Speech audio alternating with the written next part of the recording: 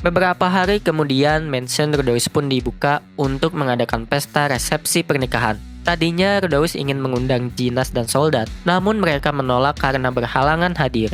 Dari pagi, Sylvie pun bersemangat mempersiapkan segalanya, dan dia berkata bahwa ini adalah tugas seorang istri, jadi serahkan saja padaku. Sementara persiapannya masih terus dilakukan, yang pertama datang adalah Rinia dan Pursena. Mereka datang sekitar 2 jam sebelum waktu yang telah ditetapkan. Mereka pun berkata bahwa siapa yang tercepat datang, maka dia yang akan mendapatkan jatah paling banyak. Mereka datang sambil membawa seekor babi hutan besar. Sesuai dengan kostum yang telah ditetapkan oleh Rudeus, mereka datang dengan memakai seragam Akademi Sihir. Dan setelah itu, Rinia dan Pursena dipersilahkan masuk dan menunggu di ruang tamu. Saat mereka sedang bersantai, Rinia dan Pursena menyinggung mengenai Rudeus yang tidak pernah menyerang mereka secara seksual, dan saat mereka mengetahui bahwa bos mereka akan menikah dengan Fitz, mereka menyimpulkan bahwa ternyata Rudeus memang menyukai opa yang kecil. Di dalam hatinya, Rudeus berkata, jika bukan karena penyakit impoten, aku sudah menyerang kalian dari dulu. Tapi karena dia ingat dengan Sylvie, maka dia dengan cepat menghilangkan pemikiran tersebut. Singkat cerita, satu persatu tamu pun mulai datang, disusul oleh Zanoba dan Julia yang datang 1 jam sebelum pesta dimulai. Dia meminta maaf datang telat karena terpikat dengan sebuah patung cantik yang ia temukan di jalan. Zanoba pun memberikan selamat kepada Rudeus atas pernikahannya. Setelah itu, Zanoba dan Julia juga masuk dan menunggu di ruang tamu. Tidak lama kemudian, Rudeus bisa mendengar Rinia dan Pursena yang sedang membanggakan diri karena bisa datang lebih awal. Lalu 30 menit kemudian, rombongan Ariel pun datang. Setelah menjamu Ariel, 2 pengawal lainnya memperkenalkan diri sebagai Elmore Blue Wolf dan Kurine Elrond. Setelah mendengar itu, Rudeus kepikiran bahwa nama bangsawan Asura memang terdiri dari nama hewan dan warna, karena nama belakangnya sendiri adalah Grerat yang mempunyai arti tikus abu-abu.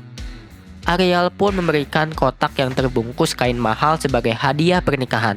Ketika Rudeus membukanya, ternyata di dalamnya berisi sebuah afrodisiak dan sebuah mainan dewasa. Dengan wajah tenangnya, Ariel mengatakan, silahkan dinikmati, walaupun aku pikir seorang pria dari keluarga Grerat pasti bisa memuaskan istrinya. Dan dengan canggung, Rudeus pun menemani mereka berempat ke ruang tamu. Saat rombongan Ariel bertemu dengan tamu yang lain, terjadi sedikit ketegangan, tapi akhirnya mereka saling memperkenalkan diri dan saling berbincang. Terutama Zanoba yang saat itu bersikap sopan dan bisa mengikuti percakapan, karena bagaimanapun juga, dia tetaplah seorang pangeran dari sebuah kerajaan. Dan 15 menit sebelum pesta resepsi dimulai, Cliff dan Elinalis pun muncul bersama dengan Nana Hoshi. Rudeus sedikit kaget melihat Nana Hoshi bersama mereka berdua. Elinalis mengatakan bahwa dia bertemu dengannya yang sedang kebingungan di depan gerbang. Saat Rudeus berkata bahwa dia adalah Silent Seven Star, Cliff pun sedikit kaget dan memperkenalkan dirinya dengan gugup. Rudeus berbisik kepada Nana Hoshi bahwa dia senang karena telah menerima undangannya dan mengatakan bahwa dia telah menyiapkan sesuatu seperti keripik kentang untuk membantu mengobati rasa kangen makan masakan dari bumi. Setelah itu, mereka semua berkumpul dan memulai pesta pernikahan Rudeus dan Sylvie. Tadinya Rudeus ingin menunggu sampai Badigadi datang, tapi Elinalis berkata bahwa dia tidak mungkin datang tepat waktu. Karena bagi orang yang hidup selama ribuan tahun, mereka tidak akan peka terhadap waktu. Dan dengan begitu, mereka memulai acara dengan makan malam sesuai jadwal. Makanan yang disajikan di meja makan adalah prasmanan.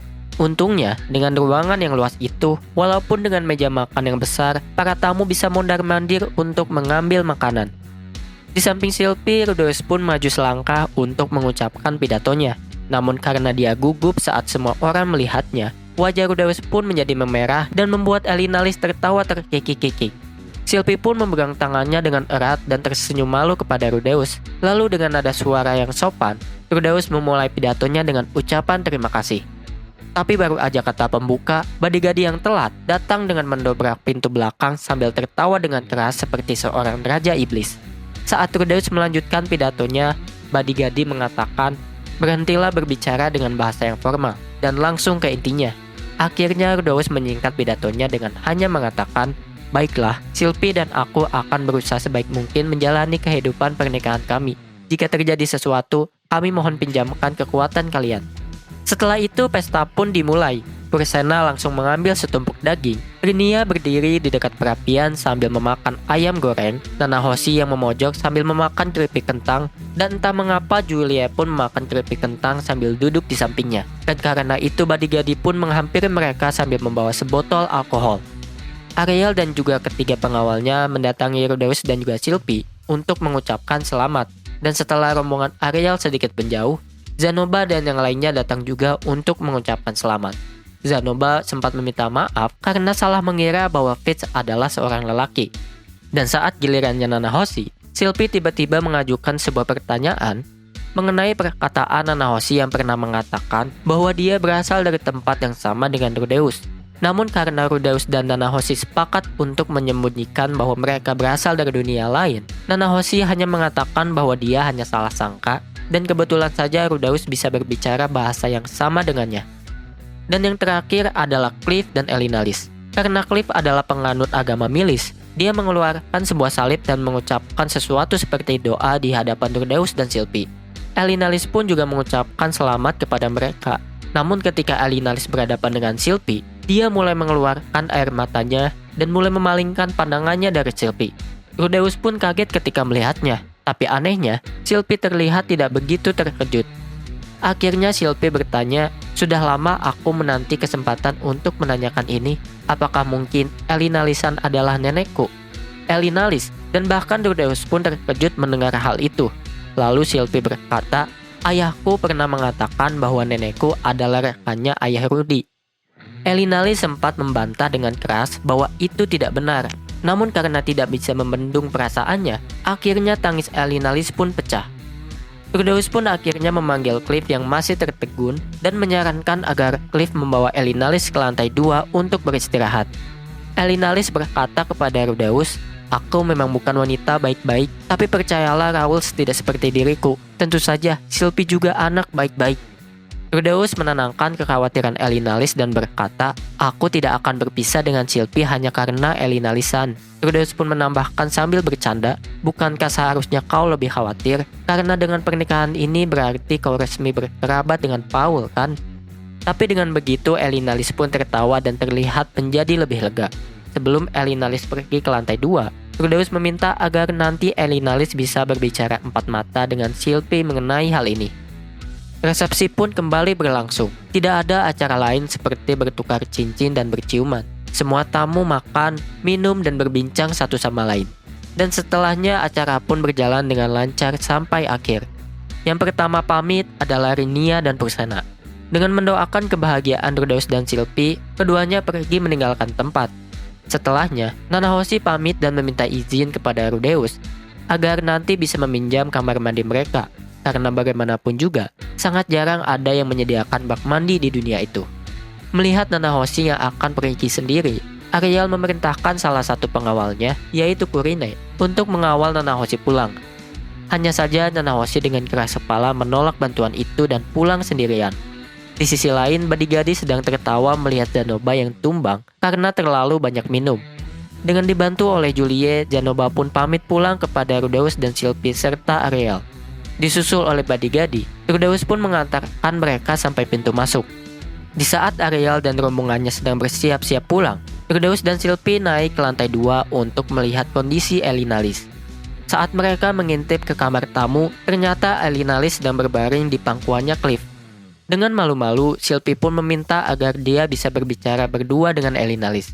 Dan karena itu, Rudeus dan Cliff pun turun ke lantai 1. Setelah bersiap untuk pergi, Ariel menanyakan keberadaan Sylvie, dan Rudeus pun menjawab dia sekarang sedang berbicara dengan Elinalis. Mengambil kesempatan tersebut, Ariel pun meminta waktu Rudeus sebentar, dan mereka pun pergi keluar mansion. Dan dengan tiba-tiba, Ariel meminta agar Rudeus berduel melawan Luke tanpa sihir dan hanya menggunakan pedang. Tentu saja Rudeus kaget dan menanyakan alasannya, namun dengan tersenyum lembut, Ariel hanya menjawab hanya sedikit bermain-main. Karena ini adalah permintaan dari bos istrinya, akhirnya Rudeus pun setuju dan dengan cepat membuat sebuah pedang batu dengan sihir buminya. Karena Rudeus sering melatih fisiknya, dengan mudah Rudeus bisa mengayunkan pedang batu tersebut. Ariel mengatakan bahwa Luke sendirilah yang meminta duel ini. Lalu dia menjelaskan bahwa Luke adalah swordman tingkat menengah jurus Dewa Pedang, dan dia juga menguasai jurus dewa air tingkat dasar. Pedang miliknya adalah pedang sihir yang bisa mengiris perisai baja bagaikan kertas. Sepatunya juga merupakan benda sihir seperti yang dimiliki Sylvie. Mantelnya juga dapat menjaga suhu tubuh. Sarung tangannya bisa meningkatkan kekuatan pukulan, dan dia juga mengenakan pakaian yang tahan terhadap sayatan benda tajam. Rudeus hanya mengatakan bahwa itu mengagumkan dengan nada datar, seolah-olah itu adalah hal yang biasa. Rudeus pun berpikir, mungkinkah ada tradisi seperti ini ketika kerabat dari bangsawan Asura akan dinikahi oleh orang lain? Bahkan Rudeus sempat mengingat perkataan Sauros, jika kau ingin menikahi Eris, maka kau harus mengalahkanku terlebih dahulu. Cliff yang sempat khawatir menanyakan apakah ini tidak apa-apa. Tapi dengan tenang, Rudeus berkata, jika terjadi apa-apa, aku mengandalkan sihirmu, Cliff Senpai. Dengan jarak hanya 3 langkah, Rudeus dan Luke pun bersiap-siap. Rudeus pun mempersiapkan mata iblisnya untuk melihat pergerakan Luke. Saat Ariel mengatakan mulai, Luke pun mendekat dan mengayunkan pedangnya searah diagonal ke bawah. Namun karena di mata Rudeus gerakan Luke sangatlah lambat, Rudeus dengan mudah menangkisnya dengan teknik dewa pedang, yaitu arm drop, dan mengarahkannya ke tangan Luke. Ketika pedang batu Rudeus mengenai tangannya Luke, pedang milik Luke pun jatuh ke tanah. Saat Luke hendak mengambil pedangnya dengan tangan kiri, Rudeus dengan cepat memberikan tendangan ke dada Luke, dan membuat Luke jatuh dan berguling-guling ke tumpukan salju. Ariel pun dengan cepat berteriak cukup untuk menghentikan duel tersebut dan memerintahkan pengawalnya Erumina untuk memberikan sihir penyembuhan kepada Luke. Cliff yang melihatnya hanya bisa berdecak kagum dari belakang. Namun karena Rudeus tahu Cliff cukup payah jika bertarung jarak dekat, dia tidak terlalu peduli dengan reaksi Cliff. Setelah itu Rudeus menanyakan alasan sebenarnya di balik duel tersebut. Namun Ariel hanya menjawab bahwa mungkin ini yang disebut sebagai semangat seorang pria.